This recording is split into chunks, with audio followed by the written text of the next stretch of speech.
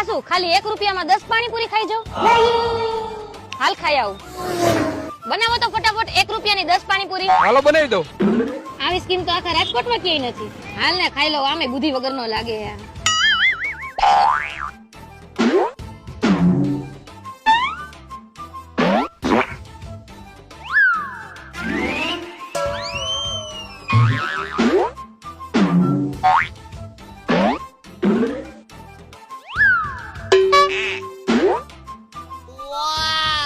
બસ થઈ ગઈ 10 પાણીપુરી? હા હો થઈ ગયા 10 પાણીપુરી. લાવો પૈસા. અહીંયા તો તમારી 10 પાણીપુરીનો 1 રૂપિયો. 1 રૂપિયો? હા 1 રૂપિયો.